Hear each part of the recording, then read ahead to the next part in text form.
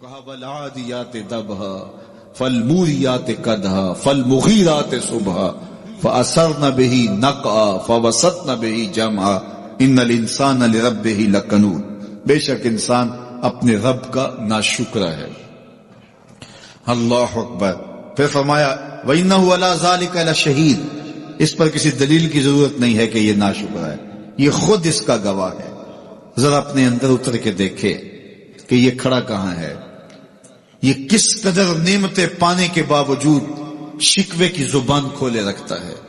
یہ ناشکرا ہر وقت اس کی نعمتوں کی ناشکری کرتا رہتا ہے. جتنی نعمتیں اس کو عطا کی، اس کو تو ہم نے جو چمکتی روشن آنکھیں دی ہیں، اس کو بولتی زبان بخشی ہے، خوبصورت چہرہ دیا ہے، قد رانا بخشا ہے، اس کو دماغ دیا ہے، دماغی قوتیں عطا کی ہیں، اور اس کو سننے والے کان دیے، اس کی زبان پہ ذائقے رکھ دیے، نظام انہضام، نظام تنفس، کیا کیا نہیں سے عطا کیا.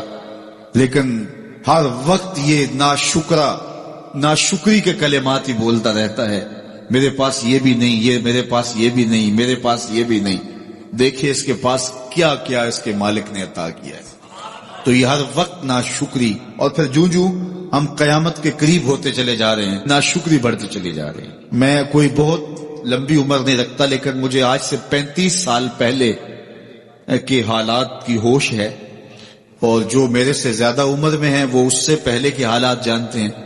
تو میرا بنیادی طور پہ ایک دیہات سے تعلق ہے، تو میں اچھی طرح جانتا ہوں کہ لوگوں کے پاس جو آج کچھ ہے وہ آج سے 35-40 سال پیچھے نہیں تھا. بالخصوص دیہاتوں کے اندر لوگوں کے پاس 1 یا 2 جوڑے ہوتے تھے اور انہیں بار بار پہنتے تھے. کسی شادی یا بیاہ کے موقع پہ جانا ہوتا تو بعض اوقات کسی سے وہ لباس یا جوتے مانگ کے لے کے جاتے. مجھے اچھی طرح یاد ہے کہ اس زمانے میں لوگ اپنے کندھے پر ایک کپڑا رکھا کرتے تھے، اور شادی پر اگر کسی نے جانا ہوتا تو جس کا کپڑا بہت اچھا ہوتا تو اس سے وہ مانگ لیا کرتے تھے کہ میں نے ذرا شادی پہ جانا ہے. بڑے بھائی کے جوتے پہن لیا کرتے تھے، اور اسی طرح گزر ہوتا تھا. کبھی کوئی شکوہ زبان میں پیدا نہیں ہوا تھا. اور لوگوں کے شکستہ سے کچے گھر ہوتے تھے، اور گھر کے صحن میں ایک درخت ہوتا تھا، دوپہر وہاں کاٹ لیتے تھے. اکثر لوگ دوپہر کا کھانا تیار نہیں کرتے ہوتے تھے، دودھ پی کر کے ہی گزارا کر لیتے تھے. صبح کو ناشتہ اور شام کو کھانا ہوتا تھا، لیکن اس کے باوجود اللہ کا شکر کیا کرتے تھے. یہ پچھلے دن میں گزرا تو دیکھا کہ بچے کھیل رہے ہیں اور غبارے پھوڑ رہے ہیں، اور جب غبارہ پھٹتا ہے نا تو بچے خوش ہوتے ہیں، کہہ لگاتے ہیں. پھر دوسرا غبارہ ہے وہ اس سے کھیلنے لگ جاتے ہیں، اور پھر جب وہ پھٹتا ہے تو پھر خوش ہوتے ہیں. تو میں ذرا رک گیا اور اس منظر کو دیکھنے لگا، اور پھر میں نے کہا کہ غبارہ پھٹتا ہے تو یہ بچے خوش ہوتے ہیں، لیکن جب ہمارا زمانہ ہوتا تھا، جب ہم بچے تھے تو غبارہ پھٹتا تھا، ہم رونے لگ جاتے تھے. چونکہ کھیل ہی ختم ہو جاتا تھا، ایک ہی غبارہ ہوتا تھا 5-6 بچوں کے پاس، اور غبارہ پھٹ گیا تو کھیل ختم، تو سارے رونے لگ جاتے تھے. اور اب یہ غبارے پہ غبارہ پھوڑ رہے ہیں اور خوش ہو رہے ہیں، تو کہاں سے کہاں ہم آ پہنچے. لیکن اس زمانے میں اگر کسی سے پوچھا جاتا، لوگ پیدل سفر کرتے اور لباس بھی پورے نہ ہوتے، تو جب کسی سے پوچھا جاتا کیا حال ہے تو وہ لمبا ہاتھ کر کہتا ہے اللہ کا شکر ہے. اس کی باڈی لینگویج بتاتی تھی کہ وہ اس کا رواں اللہ کا شکر ادا کر.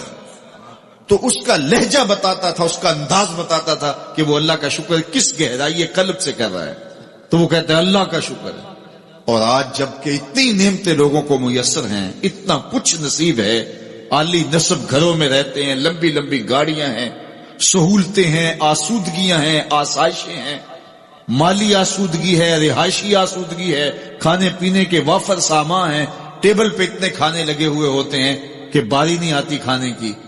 اور اس قدر لباس ہے کہ موسم گزر جاتا ہے اور بعض لباس بدلنے کی باری نہیں آتی. لیکن اس کے باوجود کسی سے پوچھے جناب کیا حال ہے، آسودہ حال شخص سے بھی پوچھیں تو وہ بھی بڑے آہستگی سے کہتا ہے بس چل ہی رہا ہے. تو وہ زمانہ تھا کہ جب لوگوں کے پاس کچھ تھا نہیں تو لمبا ہاتھ کر کے کہتے، تشکر کا لہجہ کتنا دل آویز تھا، اللہ کا شکر ہے. اور آج کہتے بس گزر ہو ہی رہی ہے، بس چل ہی رہا ہے. تو ناشکری بڑھتی چلی جا رہی. اتنا کچھ ہونے کے باوجود جو ہے وہ ان کا بھی چل ہی رہا ہے. تو کہا ان الانسان لربہ لکنود، بے شک انسان اپنے رب کا ناشکر ہے. اتنی نعمتیں کھانے کے باوجود، اتنی دولتیں سمیٹنے کے باوجود، اتنی عزتیں پانے کے باوجود، اتنی آسائشیں حاصل کر چکنے کے باوجود، دولت کے اتنے انبار رکھنے کے باوجود، اس کی زبان بولتے ہوئے کتنے بخل سے کام لیتی ہے کہ بس گزر اوقات ہو ہی رہی ہے. اور میاں تیرے رب نے تجھے اتنا کچھ دیا، یہ دولتیں، یہ دولتوں کے انبار، یہ آسودگیاں، یہ بہاریں، یہ سب کچھ نہ ہوتا تجھے زندگی. تو میرا رب رب ہو کے قسمیں کر رہا ہے.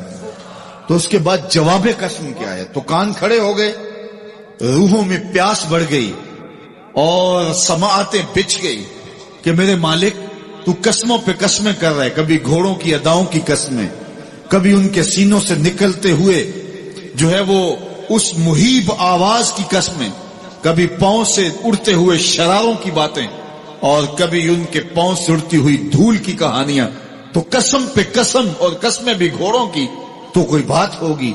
تو ایک دم کان کھڑے ہو گئے. تو جواب آیا ان الانسان لربہ لکنود، بے شک انسان اپنے رب کا ناشکرا ہے. انسان اپنے رب کا ناشکرا ہے. قسمیں گھوڑوں کی ان کی اداؤں کی اور ناشکرا حضرت انسان کو کہا.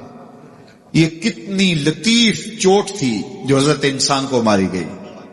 یا اللہ ہمیں ناشکرا کہنا تھا تو کہیں اور مقام پہ کہہ لیا جاتا. گھوڑوں کی تو قسمیں کرے اور ہمیں ناشکرا کہے. گھوڑوں کی قسمیں ہو رہی ہوں اور انسان کو ناشکرا کہا جائے. انسان کو ناشکرا کہنا تھا تو کسی اور موقع پہ کہہ لیا جاتا.